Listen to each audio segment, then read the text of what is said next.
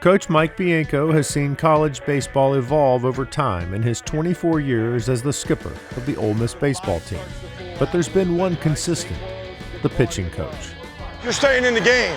Yeah. Hell yeah, you're gonna get a ground ball right here, all right? I know you're from Florida and you're pitching against Florida and all of that. How you're successful is you just dug the case in. You go attack, that's what you do, right? I felt that we needed a change and we needed a pitching coach because, I thought the volume of time that it took to be the pitching coach now in a college baseball program, what it's done is if you're the head coach, it's pulled you away from other areas of the program as well. And so, I felt that. I felt that I was getting stretched, so much to the pitching side of things that I didn't have time to do anything else. It was surprising, but I think it's also something that we needed with the day and age of college baseball and pitching, the analytical side of it. I wanted to find somebody from professional baseball, and really the reason for that is, professional baseball, especially at its highest level, deals with a lot of technology, a lot of data. Also important, I think, in the search was to find somebody that had a college background as well. I knew that at some point I wanted to get my wife and daughter back to the East Coast, closer to family. I definitely knew that getting back into college baseball was something that I wanted to be a part of. Obviously, Ole Miss would be a dream job for me. Coach B called me, talked to me. He's like, "Hey, let me know on this dude." I said, "Coach B, Joe's the best guy I've ever worked with. I mean, there's two more guys on the list that I've worked with. They're great people, but Joel is one of the best guys and helps me interpret it in ways I need to interpret it." Bianco had found his guy, but more importantly, Joel Mangrum rekindled his passion for player development.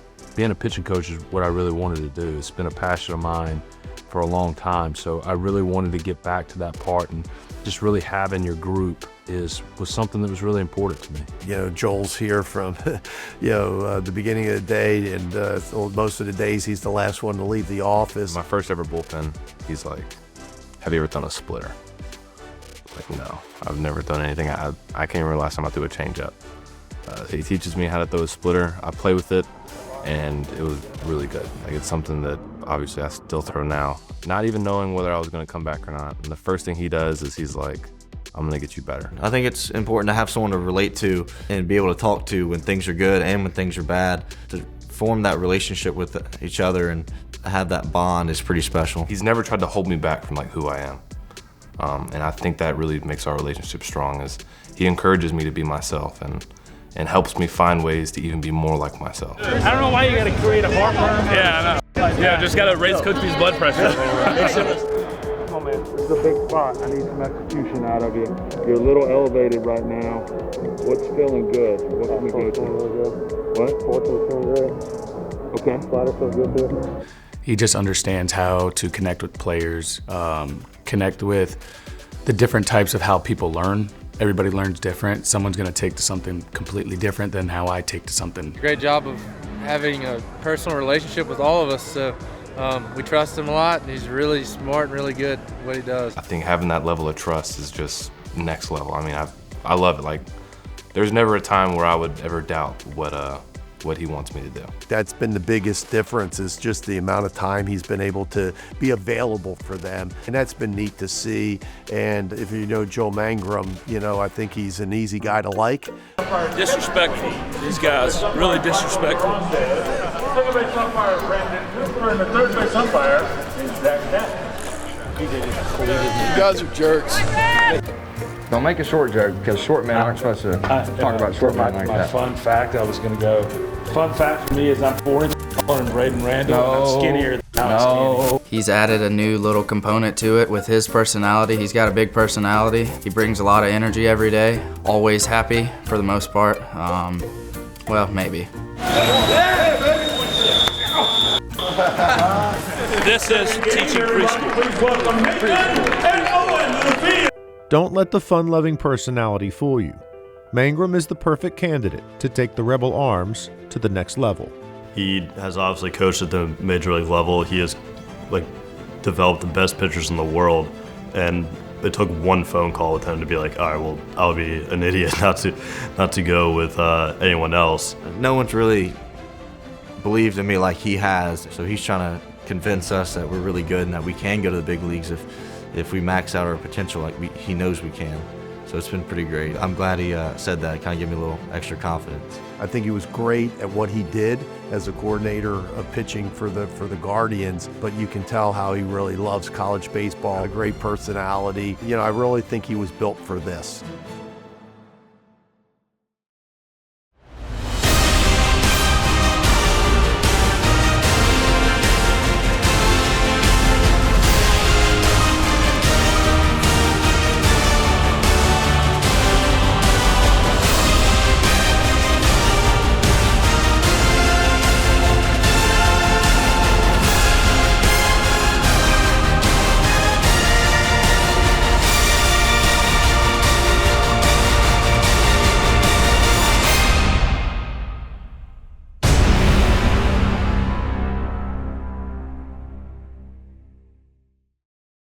ESPN brought it up and said, would you be willing to play a game on Thursday, conference game, move a series up? And why is, you know, they felt that, you know, to really promote college baseball, there's nothing on the television on Thursday night sports-wise. There's not another game. You're not going to compete with any other conferences. Everybody's going to be watching that game, and guess what? They're right. If anything, it turns those lights a little brighter, right? Turns those lights a little hotter, and another reason that you came here. If we're going to be that program that I know that we can be, that we want to be, right? This year, not next year, right? Now, man, you got to bring that fee. You got to bring that focus, that energy, and that edge. It's a big part of why you come to a school like Ole Miss and why you come to play in the SEC. Florida's historically one of the best programs in the country. You know, they win a lot, and you know, they're a great program and have a great culture over there. But just coming to Ole Miss, you know, you want to play against those teams. You want to play in atmospheres like we played in this weekend. With the lights shining bright, the Rebs wasted little time to put the pressure on the visitors. There's ball 4. Leadoff man reaches for Ole Miss. It's cut on, lifted in the air, shallow left field. He doesn't see it, run! And he can't see it. Sear can't see it, so it drops in for a hit. And that's going to be out in the right, base hit. Luke Hill scores easily, and that's just a good piece of contact hitting by Isaac Humphrey. King throws, and he misses ball 4 outside. RBI, bases loaded walk, and Ole Miss has a 2-zip lead.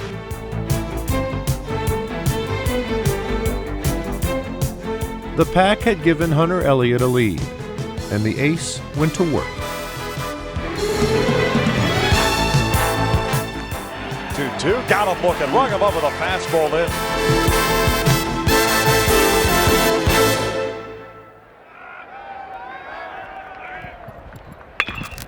He lets him swing away on the 2-0 pitch. This one out toward left center field. That one is gone. A 3-run big fly for Ashton Wilson, his first of the year. The Gators have a 3-2 lead. Well, I think that's one of the marks of a true champion and a true winner. You're not going to be perfect. There's going to be things that happen and pitches that get away from you. He did give up that home run, but then he came back and he continued to do what he always does. You know, he competes. It doesn't matter. You know, gives up a couple runs. He doesn't change who he is. Got him, swinging. Got him looking on a fastball. Yeah! A ball 2-strike pitch coming, and a swing and a miss. He got him swinging 3 times on off. Yeah! Hunter Elliott's 2-2 pitch got him swinging. Sends a fly ball to center. Isaac Humphrey's going to step back. Catches it. Yeah! Yeah! Shelton at second base, a leadoff double. Goes down swinging, loses the handle of the bat. The southpaw settled the game, giving the Rebel Bats time to heat up behind veteran Will Furniss.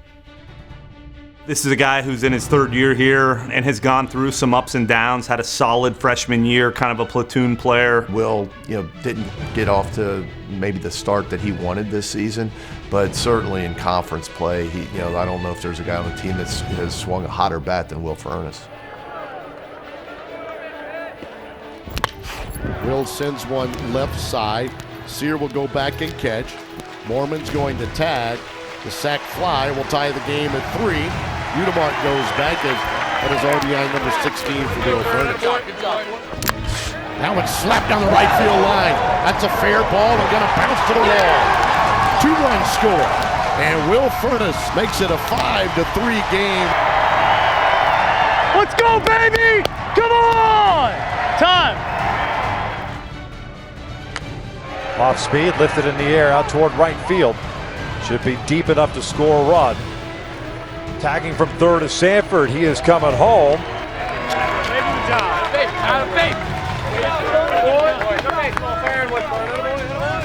The offense navigated the swamp and took a 2-run lead into the 9th, where a new closer set his eyes on his second career SEC save. I kind of like zone out and like kind of just like focus in on like running out to the mound and warm up pitches. Like I don't really see the crowd that much, but this time I kind of like took it in and like looked around. It was like 2-run game, close opportunity. Like this is what I dreamed of. You hear the crowd, and the pitch got him swinging at one at 98, 2 down. Swing and a miss. He went after the high fast one at 99. See ya, ball game. Yeah! Bang! Your closer is not with us this weekend on the roster, right? Banged up a little bit, and so we handed it to our second closer. And he comes in and probably hits 100 miles an hour a couple times, blows him away. Where's Mr. Jones? Let's get out there tomorrow. Revs on 1, 3, 2, 1. Revs! Love it. All right, Kobe.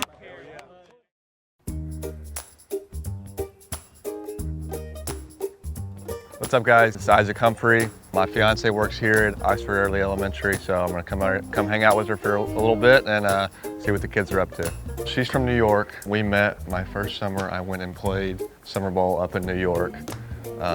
We kind of met through some mutual friends up there, and so we just kind of hit it off. And then she ended up moving to Louisville a couple years after that, and then we've been together ever since. Hey guys, what's up? Oh, what are you guys doing today? Learning anything fun? I like that jersey. That's nice. I'm a Cardinals fan. How about you? You like hitting the ball? Me too. That's my favorite part. That's my favorite part. My name's Isaac. What's yours? What is it? Legacy. Nice to meet you, Legacy. Yeah, there you go. There you go. That's good. That's good. That's good, right? What is that? What is that supposed to be? A glove, right? Yeah, what do you usually do with that? Yeah, you catch the ball with it. Good job, yeah. You guys are funny. Stick that base up, other way. Yeah, there you go. And push it down real hard so it doesn't move. Good job, Lewis. Great job. It's kind of funny, we joke at the field, especially a lot of our older guys, that we're surrounded by children every day. I think Coach Mangrum will attest to that. Coach Mangrum, if you're watching, he'll agree with that our team is full of children, but I think when you show up here and you realize it's exactly the same, actually.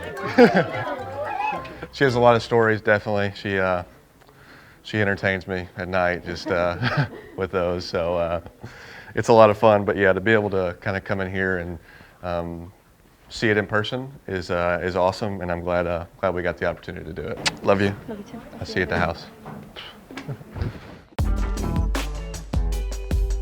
Mitch Sanford is a calming presence in the Ole Miss lineup. Watching him play, being able to slow the game down is huge. It's just very consistent, you know. He sees 6 or 7 pitches in at bat. It's just constant. He's like in the game all the time, and he's so just nonchalant about the way he goes things, so it's kind of hard to rattle him. It's so hard to be a consistent player, because that's what you strive to be in baseball, is just to be as consistent as possible. If we gotta come here, we might as well win. So, I mean, if we have to be here, way do your job. Good win, good first one. Here we go, Revs on 1, 3, 2, 1. If you can stay poised and kind of act like nothing can defeat you and nothing can get you too excited, I think that's the sweet spot of where you can really excel in playing. He does a really good job of putting together good ABs, really kickstarting the offense. It seems like I like him in the leadoff role. Doesn't really matter where I'm hitting, if it's the leadoff or the 2 or 3 hole. I'm just looking to do damage on a fastball. Their best pitcher is throwing in game 2. He's going to be a first rounder. So this is a guy that's throwing 95 to 98 miles an hour. Is one of the better pitchers in our league, and he throws a first pitch fastball at 97 miles an hour, and Mitch turns it around. And the first pitch is lifted into the air, deep to center field. How about one pitch and a home run? We jokingly call him first pitch Mitch. Mitchell Sanford, top of the order to start things off. He hits this one high in the air to right. Wilson going back. He's at the wall, and he can't make the catch. Over his head. Second home run of the game for Mitchell Sanford, and Ole Miss takes the lead. Facing Florida, it's really impressive that he did that, and shows that he's ready to go from the jump. He just has so many different ways that he can beat you. And he's going to hunt his pitches, and when he gets them, you're not going to see that ball again. Stuck in an 0-7 SEC start, the Gators were playing desperate. Their record doesn't show how good of a team they are. I mean, they are a pretty decent team, and offensively they definitely are, and you can see that from this weekend. Out into center field, this one moving away from the center fielder Humphrey, who dived for it, and now he's going to chase it all the way to the wall. Heyman will stop at second with an RBI double, and Florida has tied this game at 5. The clear and obvious thing is they just have really talented players, and I don't know if scoring runs has really been their problem. They just have a lot of guys that can really bang it around the park. Colby Shelton intentionally walked. They lost, and now with a huge at bat for the Gators. Bases loaded, 1 out. We're in the 8th. We're tied.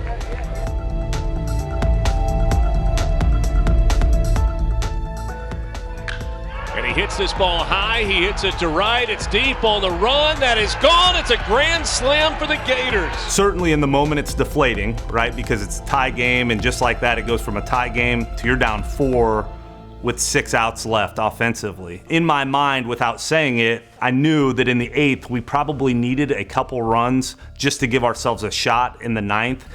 On this day, it would take a special effort to knock off the team from the swamp, and the Rebs were in search of a hero. Here the 2-2 with 2 out in the inning and 2 runners on, and it's hit left side past the diving Shelton.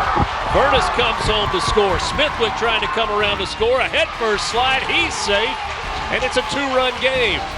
A 2-run single for Austin Fawley with 2 strikes. Come on!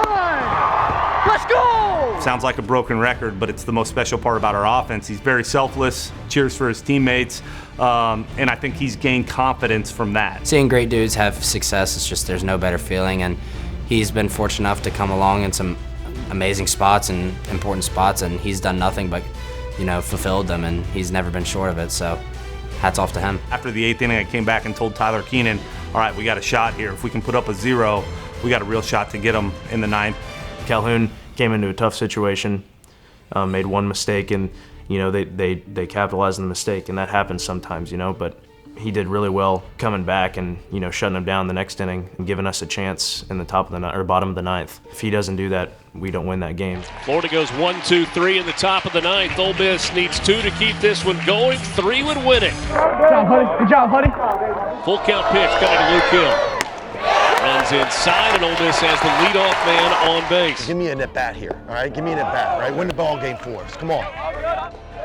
It's a 4-pitch walk to Humphrey. The tying runs are on base. Full count walk to start the inning, then a 4-pitch walk. Now a full count to the Rebels cleanup hitter, the right fielder, Ryan Moorman. Here's the pitch. High. Bases are loaded. Goes after the first pitch. He lines it to right field, down into the corner. Hill comes around to score.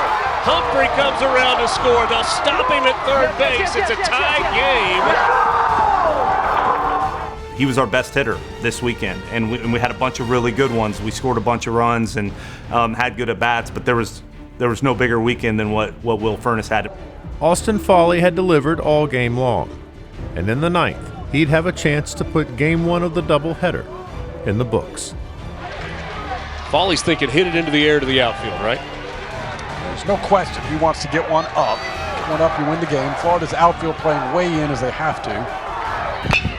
He lifts it into the air, right center field. It's going to be the right fielder Wilson that makes the catch. Here comes the throw to the plate. Furness trying to score, steps on the home plate, and Ole Miss walks it off. A sacrifice fly from Austin Fawley. Ole Miss wins it 10-9.